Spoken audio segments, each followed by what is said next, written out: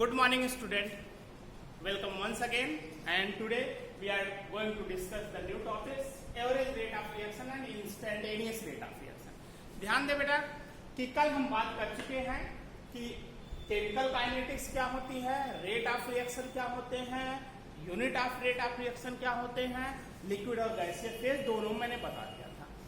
आज हम बात करेंगे एवरेज रेट ऑफ रिएक्शन क्या होते हैं और इंस्टेंटेनियस रेट ऑफ रिएक्शन क्या होते हैं। तो ध्यान है बेटा, एवरेज रेट ऑफ रिएक्शन में जब भी हम बात करेंगे और इंस्टेंटेनियस में एवरेज में जो भी चेंज होगा उसको डेल्टा से डिनोट करेंगे, ये ध्यान रखिएगा। इंस्टेंटेनियस में जो चेंज होगा उसे स्मॉल डी से डिनोट करेंगे, ये बातें आप ध्यान रखिएगा। तो डिफाइन करें तो क्या होगा, average rate of reaction is defined as the change of concentration term of reactants और product molecules in average interval of time. ध्यान रखिए, अब तक क्या होता था, पहले भी टाइम होता था, यहाँ पे भी क्या जो टाइम होगा एवरेज इंटरवल ऑफ टाइम होगा। यहाँ पे ध्यान रखिए एवरेज इंटरवल ऑफ टाइम लिया जाएगा, average interval of time, interval of time. जबकि इंस्टेंटेनियस में लिया जाएगा instantaneous time of interval, yes time of interval. Means इसमें ध्यान रखिएगा, इसमें बहुत कम समय होता है, इसमें एवरेज टाइम होता है। तो ध्यान है, कोई भी रिएक्शन हम ले ले, जैसे सिंपल सा एक रिएक्टेंट चेंज होता है प्रोडक्ट, अगर इसके लिए एवरेज रेट ऑफ रिएक्शन लिखेंगे तो ध्यान रखिए average rate of reaction RAV, average rate of reaction will be equal to minus reactant है जिसका माइनस, यहाँ पे डेल्टा यूज करेंगे, delta concentration of R divided by delta T, ये ध्यान रखिएगा, equal to plus delta concentration of P divided by delta, ये ध्यान रखिएगा। लेकिन बेटा ध्यान रखिए, अगर यही एवरेज रेट ऑफ रिएक्शन के बजाय इंस्टेंटेनियस हो तो यहाँ R इंस्टेंटेनियस इक्वल टू हो जाएगा, माइनस रहेगा ही, यहाँ डेल्टा जो वर्ड यूज किया गया है वह स्मॉल डी हो जाएगा। ध्यान रखें वह क्या हो जाएगा, स्मॉल डी यूज होगा, यही आपको बताना है। यहाँ पे प्लस, ये आपके इस तरह के चेंज होंगे। तो ये आपका एवरेज रेट ऑफ रिएक्शन था, इंस्टेंटेनियस। ध्यान देना है, सिंपल सा रेट ऑफ रिएक्शन जब पूछेगा आप चाहे डेल्टा यूज करें चाहे स्मॉल डी, तो लेकिन ध्यान रखिएगा कि अगर आपका एवरेज रहेगा तो डेल्टा और इंस्टेंटेनियस रहेगा तो डी यूज करना होगा। ये आपका एवरेज रेट ऑफ रिएक्शन और इंस्टेंटेनियस हुआ। इस पर न्यूमेरिकल्स पूछे जाते हैं बेटा, देखते हैं न्यूमेरिकल्स कैसे लगाए जाते हैं, ये भी हम देखते रहे कि किस तरह से न्यूमेरिकल्स हम लगाते हैं। देखते हैं, एक न्यूमेरिकल हम नोट करते हैं, ये भी ध्यान रखिए। ओके, हाँ बेटा देखें क्वेश्चन क्या है, the reaction 2N2O5 change of 4NO2 plus 4 was studied in a closed vessel.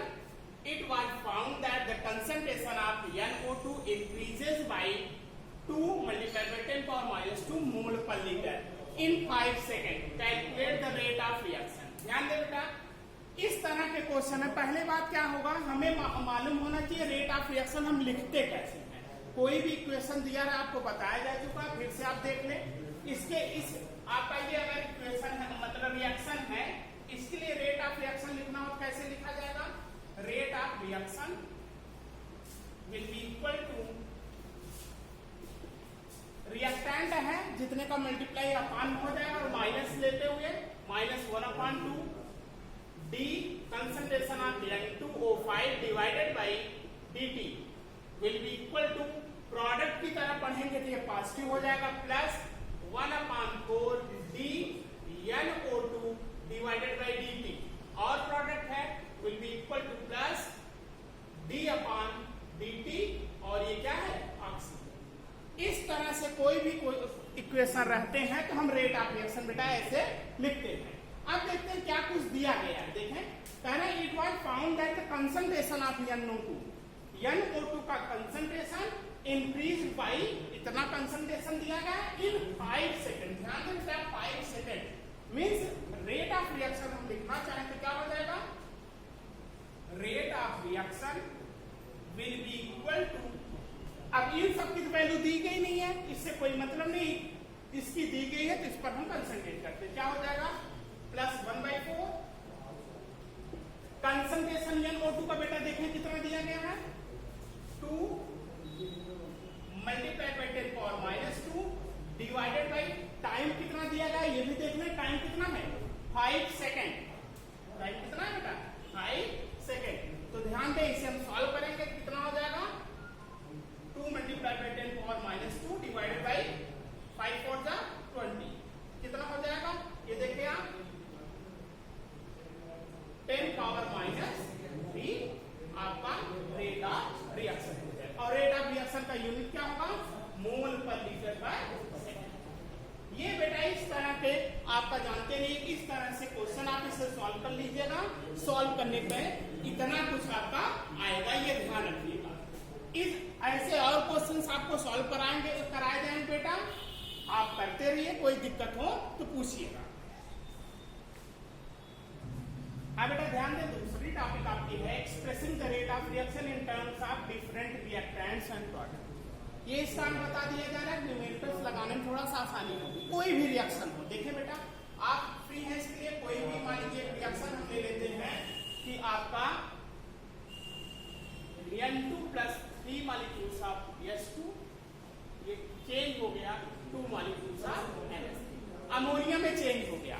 तो किसी भी रिएक्शन के लिए रेट ऑफ रिएक्शन कैसे लिखा जाता है ये हम देखें। तो ध्यान रहे rate will be equal to reactant को हम किस में लिखते हैं बता चुके हैं माइनस में minus d concentration of N2 upon dt will be equal to सब इक्वल रहेंगे जितने रिएक्टेंट हो जितने product will be equal to जितने का मल्टीप्लाई रहता है बेटा वो डिवाइड कर देते हैं -1/3 D concentration of S2 upon dt will be equal to plus product है तो इसका प्लस रहेगा 1/2 d concentration of NH3 divided by dt। इस तरह रेट ऑफ रिएक्शन इस रिएक्शन का लिखा जाता है ध्यान रहे रेट ऑफ रिएक्शन ऐसे रिएक्शन का लिखा जाए इस तरह से लिखा जाएगा बेटा। और कोई अगर दूसरा कोई एग्जांपल हम ले लें ध्यान है कोई दूसरा ले ले अगर मान लीजिए 2N2O5 या इसको इसके पहले बता दिए दूसरा आप ले लीजिए सिंपल सा मान लीजिए S2 प्लस I2 ये क्या हो गया इसमें चेंज हो जाए 2 मॉलिक्यूल्स ऑफ HI। इसके लिए रेट ऑफ रिएक्शन आप लिखें तो rate of reaction will be equal to minus concentration of S2 divided by dt will be equal to minus concentration of I2 divided by dt। जो d लिखा जा रहा है बेटा ये चेंज की बात करता है will be equal to plus 2 का मल्टीप्लाई है divided by 2 concentration of HI divided by. तो इस तरह से बेटा कोई भी रिएक्शन दिए गए हैं तो रेट ऑफ रिएक्शन ऐसे लिखते हैं। ध्यान रहे जितने का मल्टीप्लाई रहता है वो अपान में रहेगा। अगर रिएक्टेंट है तो माइनस साइन लगाएंगे प्रोडक्ट है तो प्लस साइन लगाएंगे ये हमें ध्यान रखना होगा। इस तरह से हम expressing the rate of reaction in terms of different reactants and product हम शो कर सकते हैं। तो ध्यान रहे बेटा आप नोट कर लीजिए इसे।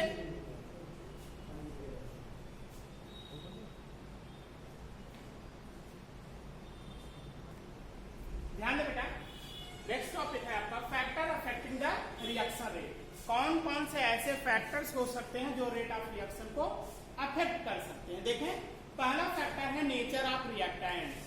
किस तरह का रिएक्टेंट है ये भी डिपेंड करता है कि रिएक्शन रेट कैसा होगा। कोई भी हम जैसे दो इक्वेशंस ले लें रिएक्शन जैसे मान लीजिए 2 molecules of nitric oxide react with oxygen ये बन गया आपका 2NO।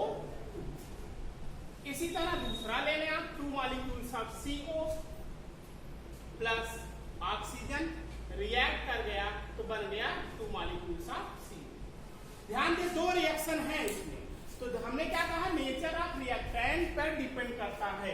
तो ध्यान रहे एक्सपेरिमेंटली ये देखा गया फर्स्ट रिएक्शन जो है यह फास्ट होगा और सेकंड रिएक्शन जो होगा ये स्लो होगा कंपेरिजन टू फर्स्ट रिएक्शन। क्यों ऐसा इस कारण होता है कि रिएक्टेंट्स के नेचर पे डिपेंड करता है कितने अमाउंट ऑफ एनर्जी रिलीज हो रही है बॉन्ड ब्रेक करने में कितनी अमाउंट ऑफ एनर्जी लगती है बॉन्ड फॉर्मेशन में ये डिपेंड करता है किस तरह का रिएक्टेंट है। तो ध्यान रहे नेचर ऑफ रिएक्टेंट्स में भी रिएक्शन रेट डिपेंड करता है। सेकंड आता है कंसंट्रेशन ऑफ रिएक्टेंट्स। ध्यान रहे बेटा, जितना ज्यादा कंसंट्रेशन होगा उतना ही ज्यादा आपका रेट ऑफ रिएक्शन होगा। Means rate of reaction increases when the concentration of reactants increases. Third आपका कहता है टेम्परेचर। ध्यान रखना, टेम्परेचर में भी क्या होगा, on increasing the temperature the rate of reaction also increasing. जैसे टेम्परेचर हम इंक्रीज करते हैं, रेट ऑफ रिएक्शन क्या होता है, इंक्रीज करता है। फोर्थ आपका है प्रेजेंस ऑफ कैटलिस्ट। कैटलिस्ट के प्रेजेंस में भी रेट ऑफ रिएक्शन आपका डिपेंड करता है। ध्यान रहे, usually most of the catalyst increases the rate of reaction. तो ध्यान रहे, ऐसे भी कैटलिस्ट होते हैं जो रेट ऑफ रिएक्शन को डिक्रीज करते हैं, लेकिन जानते रहिए ज्यादातर क्या होते हैं, रेट ऑफ रिएक्शन को इंक्रीज करते हैं। ये डिपेंडेंसी ये है। अगला है सरफेस एरिया ऑफ रिएक्टेंट्स। ध्यान रहे स्टूडेंट, जितना अधिक सरफेस होगा means greater be the surface of the reactants, there will be the rate of reaction also increases. जानते रहे, जितना ज्यादा सरफेस एरिया होगा, rate of reaction means speed of that reaction will be increases. Last है आपका six presence of light. ध्यान रहे student, there are few reactions which not occur in the absence of light. Means कुछ ऐसे reactions हैं जो dark में आपका मींस अंधेरे में ही वो क्या होते हैं, कंप्लीट होते हैं। तो ध्यान रहे, ऐसे रिएक्शंस जो लाइट के प्रेजेंस में कंप्लीट होते हैं वो भी क्या होते हैं, रेट ऑफ रिएक्शन को आपको अफेक्ट करते हैं। ये फैक्टर्स थे इतने कुछ आपके जो रेट ऑफ रिएक्शन को अफेक्ट करते थे। ध्यान रहे, नेक्स्ट टॉपिक है बेटा रेट लॉ एक्सप्रेशन। ध्यान रहे, रेट लॉ एक्सप्रेशन या सिंपल वे में कह सकते हैं रेट लॉ। तो consider a reaction, consider a reaction, कोई हम रिएक्शन ले लें, मान लीजिए ए प्लस बी बी, ये किसमें चेंज हो गया, प्रोडक्ट में। ध्यान रहे, ए प्लस बी बी किसमें चेंज हो गया, प्रोडक्ट में चेंज हो गया। तो ध्यान रहे, आप पढ़े हो 11th में लॉ ऑफ मास एक्शन, उसे आपको ध्यान दिलाते चले, लॉ ऑफ मास एक्शन। गुल्डबर्ग और वागे ने दिया था, आपको बताया जा चुका है, गुल्डबर्ग और वागे ने दिया था 1867 में। लॉ ऑफ मास एक्शन क्या कहता है कि ध्यान रखिए, the rate of any reactions will be directly proportional to the concentration of the all the reactants या product of the concentration of all the reactants present in the reaction। तो law of mass action इस reaction का अगर हम apply करते हैं तो ध्यान रखिएगा, तो रेट क्या हो जाएगा, देखें, rate will be directly proportional to concentration of A power A into concentration of B power B. ये आपका क्या हो जाएगा, रेट डायरेक्टली प्रोपोर्शनल टू ये हो जाएगा according to law of mass action. तो R will be equal to K concentration of A power A into concentration of B power B। ये ध्यान रखिए, ये यहां पे where K is rate constant. K क्या है, रेट कांस्टेंट। इसे स्पेसिफिक रेट कांस्टेंट भी कहते हैं। ध्यान रखिए, specific reaction rate R is also known as the specific reaction rate। ध्यान है स्टूडेंट, रेट कांस्टेंट को स्पीड कांस्टेंट भी कहते हैं, स्पेसिफिक रिएक्शन रेट भी कहते हैं। तो ध्यान है, अगर हम इसे डिफाइन करना चाहें, कंसंट्रेशन ऑफ रिएक्टेंट्स अगर यूनिट हो जाए तो R will be equal to K। तो क्या कह सकते हैं, the rate constant will be equal to the rate of that reaction in which the concentration of the reactant is unity। मतलब रेट कांस्टेंट उस रेट ऑफ रिएक्शन के equal होता है जिसमें उसके रिएक्टेंट्स के कंसंट्रेशन क्या हो जाए, यूनिट हो जाए, एक हो जाए। तो आप जानते रहिए ये इक्वेशन जो है, this equation is known as the rate law expression या रेट लॉ इक्वेशन। ये ध्यान रखिए, ये आपका इस तरह से इक्वेशंस आपके पूछे जाते हैं। ठीक, अगला आपका ध्यान रखिएगा स्टूडेंट, अगला टॉपिक है आपका रेट फैक्ट। आपका जानते रहिएगा कौन कौन से फैक्टर्स थे रेट एक्सप्रेशन लॉ को आपका कैसे कैसे अफेक्ट करते हैं, ये ध्यान रखिएगा। ध्यान रखिएगा, नेक्स्ट टॉपिक है characteristics of rate constant. Rate constant के क्या कुछ कैरेक्टरिस्टिक्स हो सकते हैं वो देखें। First is the greater is the value of rate constant, faster is the reaction. जितना ज्यादा रेट कांस्टेंट की वैल्यू होगा उतना ही फास्ट रिएक्शन होगा। Second is each reaction has definite value of rate constant at a particular temperature. किसी भी reaction का किसी दिए गए टेम्परेचर पर रेट कांस्टेंट की वैल्यू डिफरेंट होगी, फिक्स होगी। लेकिन ध्यान रहे थर्ड पॉइंट क्या है, the value of rate constant for same reaction changes with temperature. Same reaction होगा, अगर टेम्परेचर हम बार बार चेंज कर रहे हैं तो रेट कांस्टेंट की वैल्यू भी चेंज होती रहेगी। And fourth is the value of the rate constant of reaction does not depends upon the concentration of the reactant. Reactants के कंसंट्रेशन पर आपका रेट कांस्टेंट की वैल्यू डिपेंड नहीं करती है। और वो फिफ्थ भी आप जानते रहिए बेटा, अभी ऑर्डर ऑफ रिएक्शन नहीं बताया गया लेकिन जानते रहिए the unit of rate constant depends on the order of the reaction. Order of reaction per unit जो होती है रेट कांस्टेंट की डिपेंड करती है, ये ध्यान रखिए बेटा। तो इतना कुछ बेटा रिवाइज करिएगा, नोट्स भी बनाते रहिएगा। आपको इमेज भी मैं होमवर्क में दे दूंगा, उसकी सहायता से आप नोट्स बनाते रहिएगा। अगली टॉपिक आपका ऑर्डर ऑफ रिएक्शन हम अगले वीडियो में पढ़ेंगे। Thank you very much.